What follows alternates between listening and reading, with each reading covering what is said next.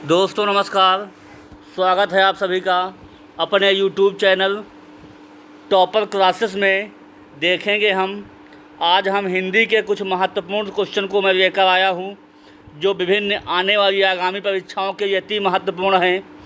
जो सक्षमता परीक्षा, UP TET, C TET, super TET, BPSC TRV4, NTPC, जहां भी आपको हिंदी पूछी जाने वाली है, उन सभी परीक्षाओं के लिए अति महत्वपूर्ण है।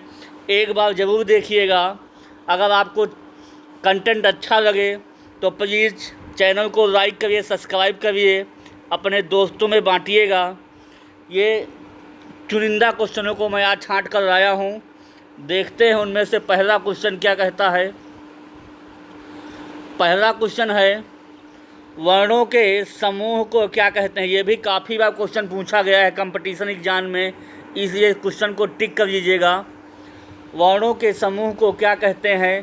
पहला है शब्द समूह, दूसरा है वर्णमाला, तीसरा है संयुक्त समूह और चौथा है इनमें से कोई नहीं। जब वर्णों की बात आई तो शब्द समूह का कोई मतलब ही नहीं होगा, इसलिए ऑप्शन नंबर 1 काट दीजिए। फिर वर्णों की बात आई, संयुक्त समूह का कोई मतलब नहीं होगा, ये भी काट दीजिए। इनमें से कोई नहीं, ये भी काट दीजिए। 3 ऑप्शन आपके एलिमिनेट हो गए, इसलिए जो आपका ऑप्शन नंबर 2 है, वर्णों के समूह को वर्णमाला कहते हैं, इसलिए ऑप्शन नंबर 2 को टिक कर दीजिएगा और आप लोग आगे बढ़ जाइएगा। समझ में आ गया होगा, ठीक है। अगर आपको अच्छा समझ में ना आया हो, वीडियो को रिपीट करके देख लीजिएगा, आप समझ में आ जाएगा। ना भी समझ में आए तो कमेंट में कमेंट करिएगा, फिर से मैं समझाने का प्रयास करूँगा, ठीक है। कंटेंट एक से एक अच्छा मैं क्वेश्चन इसमें सम्मिलित किया हूँ। देखेंगे दूसरा क्वेश्चन क्या कहता है। अगला क्वेश्चन है, ता वर्ग का उच्चारण स्थान है।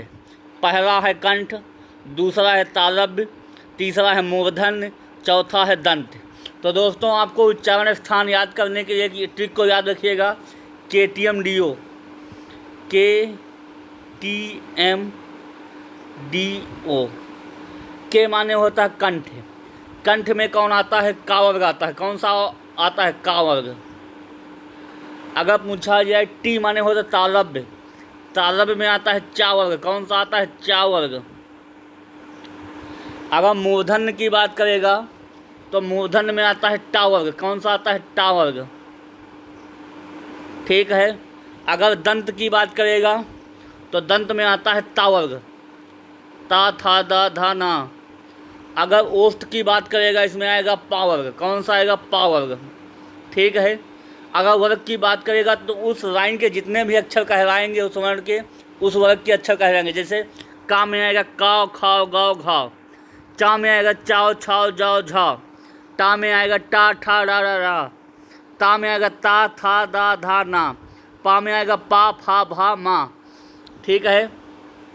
इसलिए जो है ता वर्ग का उच्चारण स्थान क्या हो जाएगा, दंत, मतलब डी, मतलब ऑप्शन नंबर 4 सही हो जाएगा, ठीक है।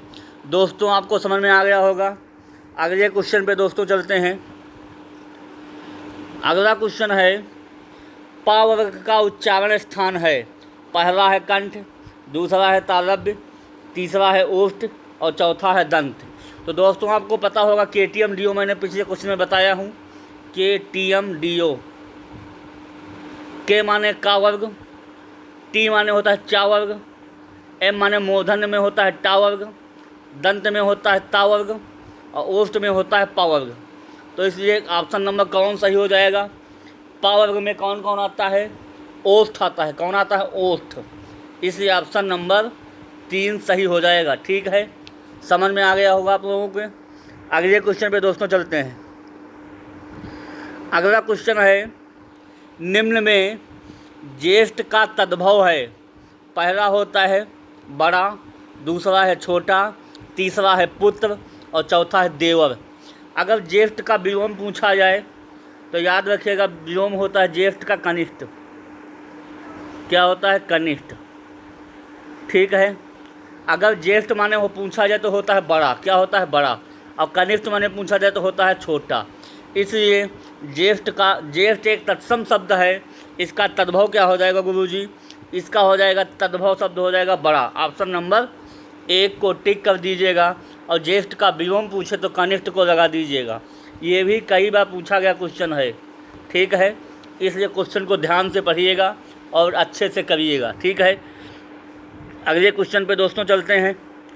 अगला क्वेश्चन है, निम्न में दयनीय शब्द में प्रत्यय है। पहला ऑप्शन है ई, दूसरा है ईया, तीसरा ई है, चौथा ईया है। तो कौन सा हो जाएगा? दयनीय शब्द में ई प्रत्यय होना चाहिए। क्या होना चाहिए? ई, मतलब बड़ी ई और या। आपके मुंह से निकल रहा है दयनीय ई, ठीक है, इसलिए ऑप्शन नंबर 1 सही हो जाएगा। प्रत्यय होते हैं जो शब्दांश के अंत में रखते हैं। किस में रखते हैं? अंत में। और उपसर्ग वे होते हैं जो शब्दांश के पहले रखते हैं। कहाँ रखते हैं? पहले, ठीक है। इसलिए उपसर्ग और प्रत्यय को याद रखिएगा। प्रत्यय अंत में लगेंगे और उपसर्ग पहले लगेंगे, ठीक है। ये भी क्वेश्चन 1-2 पूछे जाते हैं हर कंपटीशन में, जहाँ भी हिंदी आपको पूछी जाएगी। समझ में आ गया होगा। अगले क्वेश्चन पे दोस्तों चलते हैं। अगला क्वेश्चन है, समास कितने प्रकार के होते हैं? पहला ऑप्शन है 6, दूसरा है 5, तीसरा है 8, चौथा है 7। दोस्तों सभी लोग समास पढ़ लेते हैं, कौन कैसा है, ये कभी नहीं पढ़ते कितने समास हैं, कौन है। तो आपको पता होना चाहिए समासों की संख्या हिंदी भाषा में 6 बतलाई गई है। कौन कौन से होते हैं? अव्ययभाव समास, अव्ययभाव होगा, कर्मधाराय, कर्मधाराय समास, तत्पुरुष समास। अगला द्वंद्व समास, द्वंद्व समास, ठीक है। अगला द्विगु समास, 5वां होता है द्विगु समास। अंत में होता है एक बहुब्रीहि समास, ठीक है। अव्ययभाव समास, कर्मधाराय समास, तत्पुरुष समास, द्वंद्व समास, द्विगु समास और बहुब्रीहि समास। इसलिए हिंदी भाषा में 6 समास बतलाए गए हैं। इनकी भी चर्चा मैं क्वेश्चनों के माध्यम से करता रहूँगा, देखना ना भूलें। अगला क्वेश्चन पे दोस्तों चलते हैं। अगला क्वेश्चन है, सोना शब्द में कौन सी संज्ञा है? पहला है व्यक्तिवाचक, दूसरा है जातिवाचक, तीसरा है भाववाचक, चौथा है द्रव्यवाचक। तो सोना जो है व्यक्तिवाचक नहीं हो सकता, काट दीजिए। जाति का इससे कोई मतलब लेना देना नहीं है, भाव से भी इसका कोई लेना देना नहीं है। तो द्रव्यवाचक संज्ञाएं कौन कौन सी होती हैं? सोना है, चांदी है, दूध है, डीजल है, पानी है, ये सब कैसी संज्ञाएं होती हैं? द्रव्यवाचक संज्ञाएं होती हैं। इसलिए सोना को किस में रखेंगे आप लोग? सोना को रखेंगे द्रव्यवाचक संज्ञा में, ठीक है। समझ में आ गया होगा। अगले क्वेश्चन पे दोस्तों चलते हैं। अगला क्वेश्चन है, वसुधा शब्द का अर्थ है। पहला है सुधा, दूसरा है धरती, तीसरा है चंद्रमा, चौथा है प्रकृति। तो दोस्तों आपको पता होना चाहिए वसुधा का पर्यायवाची क्या होता है? भूधरा धरती।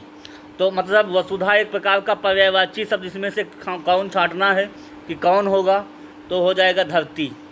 और भी कहे तो हो जाए भू होता है, धरा होता है और वसुधा होती, सब किसके हैं? वसुधा के ही पर्यायवाची हैं। इसलिए किसको टिक कर दीजिएगा? धरती को टिक कर दीजिएगा। ऑप्शन नंबर 2 सही हो जाएगा, ठीक है। समझ में आ गया होगा आप लोगों के। चलते हैं अगले क्वेश्चन पे दोस्तों।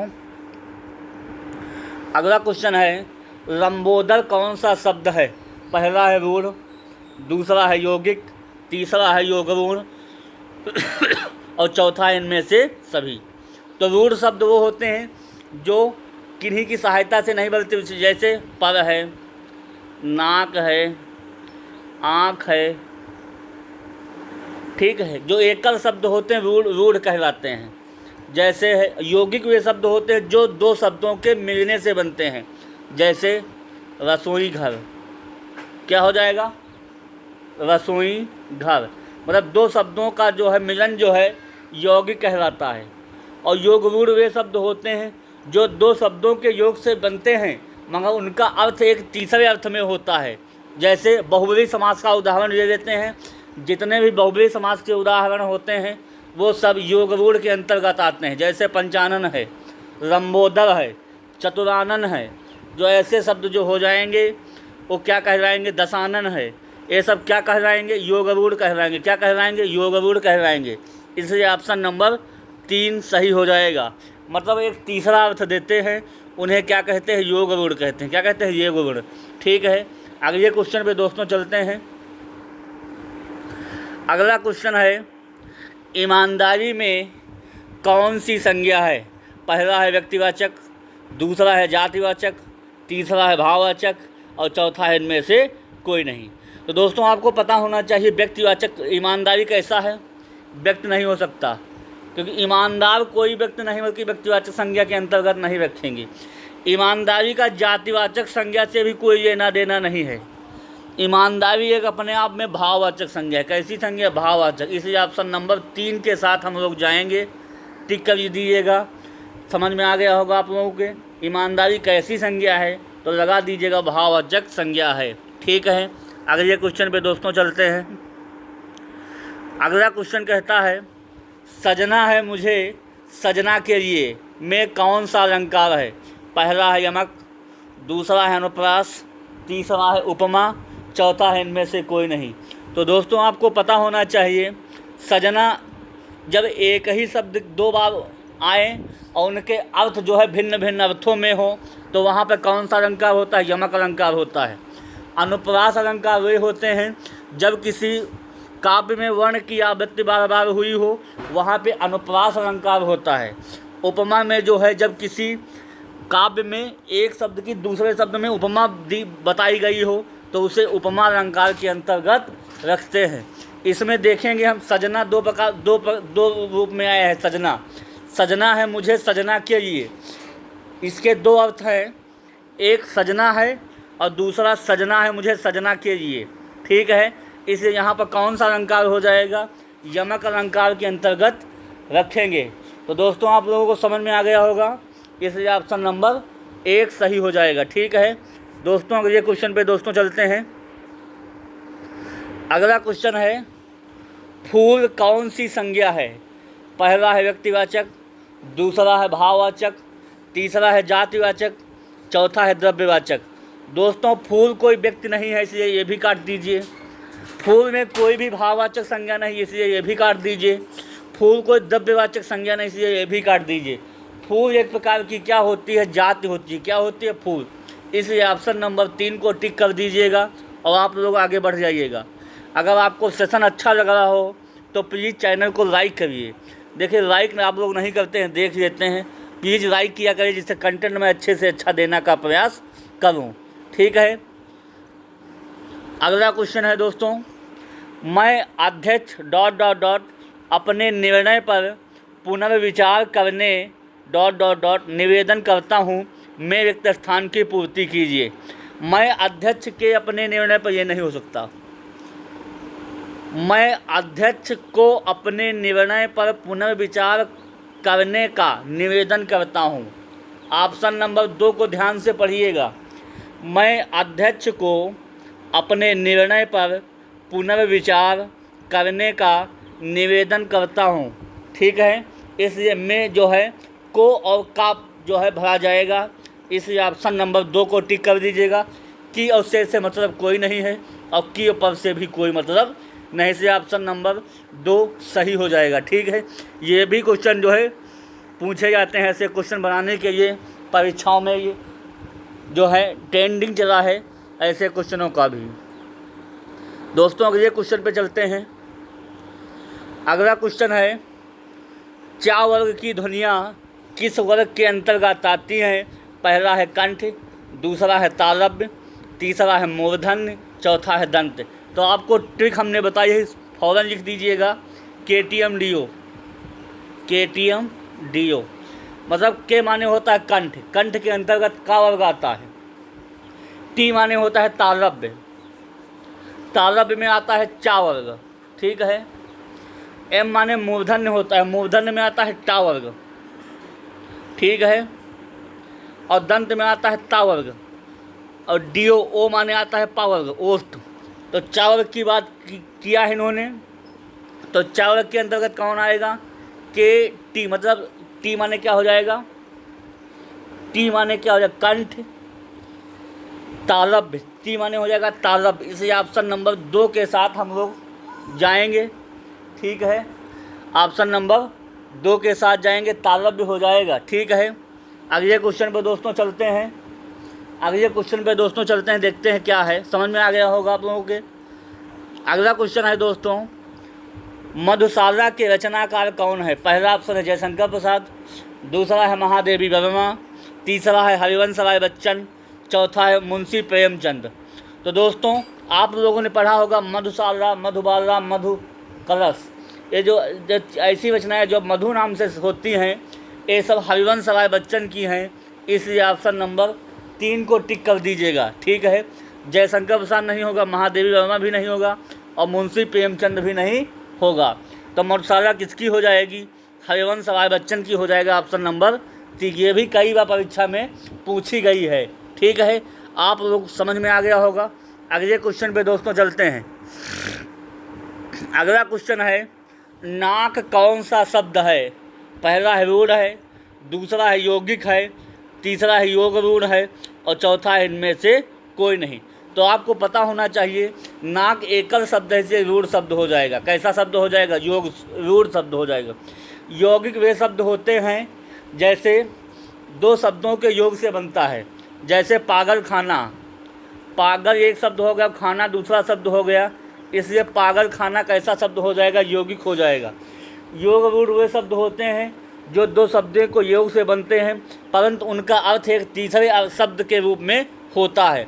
जैसे बहुब्रीहि समास का उदाहरण जितने भी होते हैं सब योग रूढ़ में आते हैं। जैसे लंबोदर, क्या हो जाएगा? लंबोदर, चतुरानन, गजानन, ऐसे शब्द जो बहुब्रीहि समास के अंतर्गत आते हैं सब योग रूढ़ के अंतर्गत रखे जाएंगे। ठीक है, तो नाक कैसा शब्द हो जाएगा? रूढ़ शब्द हो जाएगा। ठीक है, आपको समझ में आ गया होगा। अगले क्वेश्चन पे दोस्तों चलते हैं। अगला क्वेश्चन है, दिए गए शब्दों में स्त्रीलिंग शब्द को छांटिए। पहला है दुपट्टा, दूसरा है प्रकृति, तीसरा है फुल्का, चौथा है हीरा। हीरा बहुत महंगी वस्तु है, इसलिए ये भी पुल्लिंग में जाएगा, इसलिए इसको काट दीजिए। फुल्का कैसा है? ये भी एक पुल्लिंग में जाएगा, इसलिए इसको भी काट दीजिए। प्रकृति कैसी है? मानव जाति की प्रकृति कैसी है? ये एक स्त्रीलिंग का बोध कर रहा है, इसलिए इसको हम रोक लेंगे। और दुपट्टा आपका उड़ रहा है, दुपट्टा जो है पुल्लिंग हो जाएगा। ठीक है, इसलिए इसको भी हटा देंगे। तो स्त्रीलिंग शब्द कौन सा हो जाएगा? प्रकृति जो है स्त्रीलिंग शब्द हो जाएगा, ऑप्शन नंबर 2 सही हो जाएगा। ठीक है, आप लोगों को समझ में आ गया होगा। इसलिए अगले क्वेश्चन पे दोस्तों चलते हैं। अगला क्वेश्चन है, आग कौन सा शब्द है? पहला है तत्सम, दूसरा है तद्भव, तीसरा है देशज, चौथा है विदेशज। तो आप लोगों को पता होना चाहिए, आग का तत्सम क्या होता है? अग्नि होता है। क्या होता है? अग्नि। कौन सा होता है? अग्नि होता है। ठीक है, तो इसलिए अग्नि अगर पूछा जाए तो तत्सम शब्द है, जबकि आग पूछा जाए तद्भव शब्द है, इसलिए ऑप्शन नंबर 2 आपका सही हो जाएगा। ठीक है, ये भी कई बार परीक्षाओं में पूछा गया क्वेश्चन है, इसलिए आग को सदैव तद्भव के रूप में लगाइएगा, क्वेश्चन आपका गलत नहीं होगा। ठीक है, अगले क्वेश्चन पे दोस्तों चलते हैं। अगला क्वेश्चन है, सतसई के लेखक कौन है? पहला है भगवती चरण शर्मा, दूसरा है बिहारी लाल, तीसरा हरिवंश राय बच्चन और चौथा है अशोक राय। तो दोस्तों आप लोगों को समझ में आ गया होगा, जो बिहारी की है वो बिहारी की बिहारी सतसई के नाम से जानी जाती है, इसलिए ऑप्शन नंबर 2 को आप लोग टिक कर दीजिएगा और आगे बढ़ जाइएगा। इनकी बहुत ही प्रसिद्ध रचना है बिहारी जी की सतसई। ठीक है, इसलिए ऑप्शन नंबर 2 को टिक कर दीजिएगा, आगे बढ़ जाइएगा। ये भी परीक्षा में पूछा गया सवाल है। ठीक है, अगला क्वेश्चन चलते हैं। अगला क्वेश्चन है, आधा तीतर आधा बटेर मुहावरे का सही अर्थ है? पहला ऑप्शन है 2 चीज़ों का मिश्रण, दूसरा है बेमेल चीज़ों का मिश्रण, तीसरा है आधा आधा खाना और चौथा है इनमें से कोई नहीं। तो आप लोगों को जानकारी हो गई होगी। तो आधा तीतर आधा बटेर मतलब इनमें से कोई नहीं होगा। आधा आधा खाना ये भी नहीं होना चाहिए। 2 चीज़ों का मिश्रण तो कतई नहीं होगा, क्योंकि आधा तीतर आधा बटेर बोल रहा है यहाँ पे, इसलिए किसके पास हम जाएंगे? आधा तीतर आधा बटेर बेमेल चीज़ों का मिश्रण कहलाएगा। क्या कहलाएगा? बेमेल चीज़ों का मिश्रण। इसलिए ऑप्शन नंबर 2 सही हो जाएगा। ठीक है, समझ में आ गया होगा। ये भी एक मुहावरा, अच्छा मुहावरा है, परीक्षा में पूछा गया क्वेश्चन है, इसलिए इसको भी टिक कर दीजिएगा। ठीक है, बस दोस्तों ये प्रश्नों की श्रृंखला 20 प्रश्नों की श्रृंखला समाप्त होती है। दोस्तों आपको सेशन कैसा लगा? हिंदी भाषा के मैं कुछ चुनिंदा क्वेश्चनों को मैं सेलेक्ट किया था। अगर आपको सेशन अच्छा लगा हो तो प्लीज़ लाइक करिएगा, सब्सक्राइब करिएगा, अपने दोस्तों में बांटिएगा। इसी प्रकार मैं अच्छे अच्छे कंटेंट का समाग्रह करके मैं आपके सामने पेश करता रहूँगा। और अपने कंपटीशन को और तेज़ी से बढ़ाइएगा। कभी भी मत हार के मत बैठना कि मुझसे ना हो पाएगा, ये कभी मत आप मन में लाइएगा। अगर ठान लिया है तो करके दिखाइएगा।